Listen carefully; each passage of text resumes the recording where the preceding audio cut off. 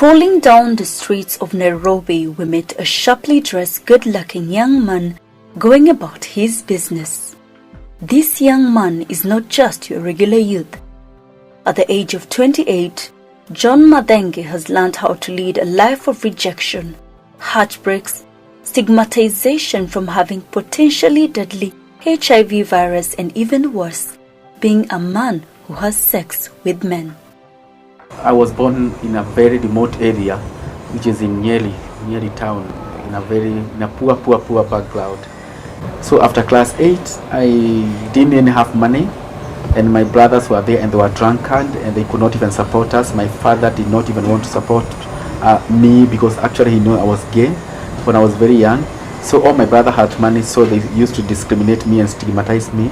I knew I was gay, so I could go on the street, I could do everything, have sex.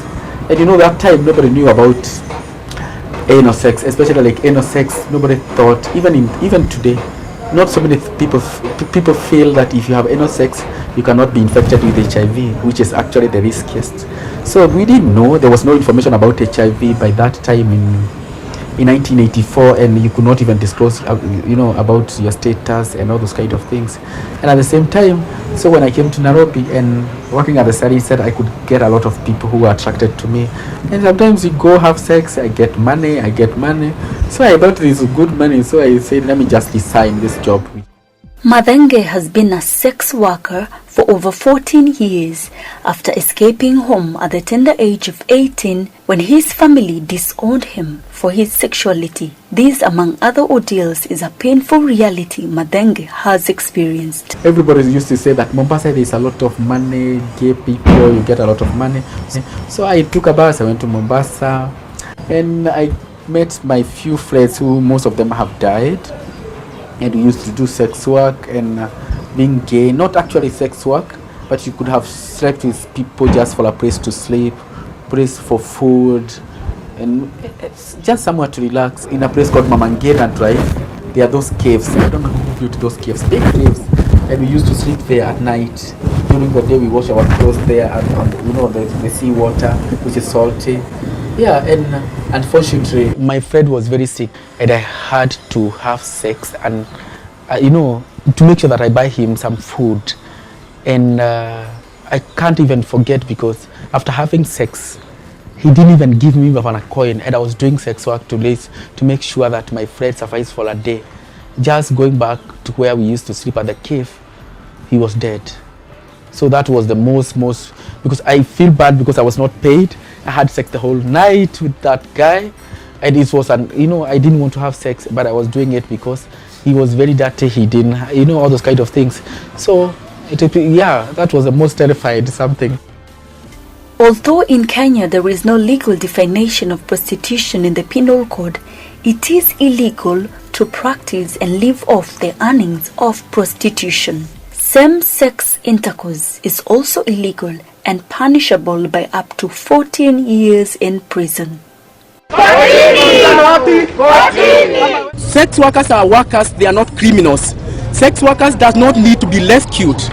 Sex workers need lights. Different from Madenge's case is another young lady, Lucy Wanjiku. Barely at 19, her dreams to become a nun were suddenly crushed after she became pregnant and contracted HIV virus. Lucy, like many other young girls from slums, she was forced by poverty to move to the outside world and look for a better living.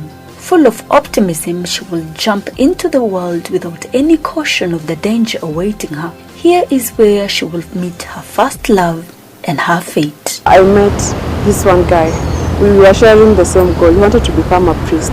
We used to go to church together, read the Bible together, argue theology together. 6 months down the line, we started engaging in unprotected sex. At that point, when we started engaging in sex, I just joined Form 4, now in 2010. I registered for my exams. I didn't go to the best of schools also. I just registered for my exams and went back home. So I had so much time, and all this time, what did I do it with? I spent most of it with the boyfriend. The same year, I contested in 2 beauty pageants, one in Dandora, Miss Dimes, and another one in Korogosho, Miss Scotch, and I won both of them. It was a beautiful thing because I was going to get a scholarship with Miss Dimes, and I was going to get a job with Miss Scotch. I mean, for the first time in my life, everything was going well for me. After contesting the two beauty pageants, doing my exams, woke up one morning. I remember it was 1st of December, World AIDS Day. We went for a walk around Korogosho, and I came back and started feeling sick. Before I knew it, I was pregnant. I mean, that was a big disappointment, not only to me, to my parents, to the whole community. I gave birth to my son around July 29th, 2011. That's a day that I don't love remembering so much, because I did not even have a blanket to wrap my son with. I did not even have a vest to put him on. And that was the lowest point in my life that I don't like anyone to go through.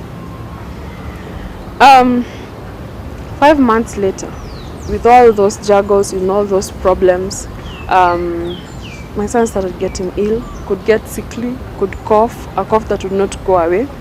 And I took him to different hospitals with different results. One said he has an allergic reaction that would go away, but it never went away. So around January 2012, I decided to go for a cervical cancer screening test. Now I decided to just leave my son to God to take care of him. And when I went to have that cervical cancer screening test done, I had nothing to be scared of so much, because I thought to myself I only had one sexual partner my entire life. So I didn't have so much to worry about. The screening came back negative, but at the same time I had to do a HIV test. One boyfriend my entire life was all that was ringing in my head. When the results came back, I was told I was HIV positive. What rang in the back of my mind was now my son sick because of me? And before I could even answer that question, he passed away 2 weeks after. Living in Kibera, the largest slum in Africa, James Asiya, a pastor and a father of 9, relates well with Lucy and Madenge. He is HIV positive and has been living with the virus for close to 2 decades now. Before he was infected and turned to Christ, James led a life of promiscuity and alcoholism. During this time, James will engage in risky sexual behaviors that will see him contract HIV virus, among other sexually transmitted diseases. Mwanzo nilikuwa mwanaraha sana, nikaweza kutembea na wasichana wengi bila kuchua ni nini nafanya. Hapo ndivyo ilitokea hiyo shida ya virusi, kuambukiza virusi. Sikukuwa na mtu wa kuweza kunielekeza, sababu wazazi wangu walikuwa nyumbani na mimi nilikuwa maisha yangu ilikuwa Nairobi. Kwa hivyo nilikuwa natembea kiholela. Wakati kulianza kustukia nikakuta kwamba nimezaa jitambukiza kwa hiyo lisimo. Knowing of his status after visiting a voluntary counseling and testing center, his wife would later test negative, something that saw the couple join the list of discordant couple in the country. Bibi yangu ako negative, mimi mwenyewe niko positive. Tulitumia kondom. Kwa sababu wakati wote tukitumia kondom bila tuelekezwa na daktari, tutaendelea kusurvive na kuishi. Na hata najaribu kuelekeza community katika kikundi yetu, kuielekeza kwamba ni lazima wote wao wanachua mwito ya daktari. Na mwito wa daktari unafanya maisha yao yaendelee.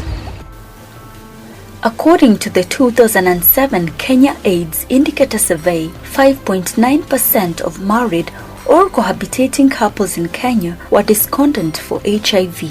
77.9% of Kenya AIDS Indicator Survey respondents reported they did not know HIV status of their sexual partners, especially in casual partnerships.